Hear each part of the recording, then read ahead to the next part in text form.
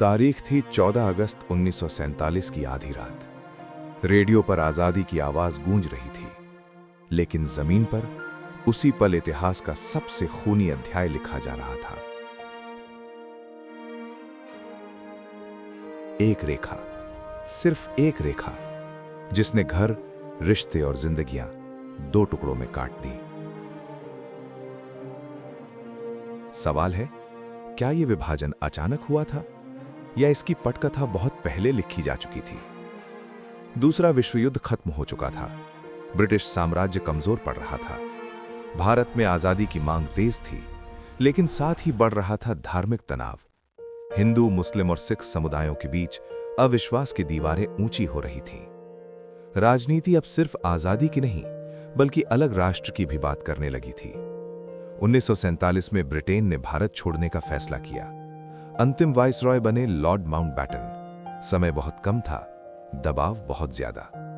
समाधान निकला, देश को दो हिस्सों में बांटना, भारत और पाकिस्तान।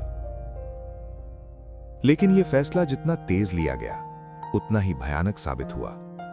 एक अंग्रेज अधिकारी, नाम था सिरिल रैडक्लिफ। भारत उन्होंने पहले कभी देखा भी नहीं था। उन्हें सिर्फ 5 हफ्तों में सीमाएं खींचने का काम सौंपा गया। नक्शे, आंकड़े और कागजों में, लेकिन जमीन पर रहने वाले लोगों के लिए, जिनकी कहानी उस मेज तक कभी नहीं पहुंची। जैसे ही रेखा घोषित हुई, पूरे उपमहाद्वीप में आग फैल गई। करीब 1.5 करोड़ लोग अपने ही घरों से बेघर हो गए। ट्रेनें लाशों से भरी आने लगीं, गांव उजड़ गए, शहर जल उठे। इतिहासकार मानते हैं, लगभग 10 लाख लोगों ने अपनी जान गंवाई। ये सिर्फ पलायन नहीं था, ये इंसानियत का टूटना था। एक तरफ महात्मा गांधी, जो आखिरी सांस तक हिंसा रोकने की कोशिश करते रहे। दूसरी तरफ जवाहरलाल नेहरू और मोहम्मद अली जिन्ना, जो अपने अपने राष्ट्र के भविष्य को सुरक्षित करना चाहते थे। लेकिन तब तक हालात नेताओं के हाथ से निकल चुके थे।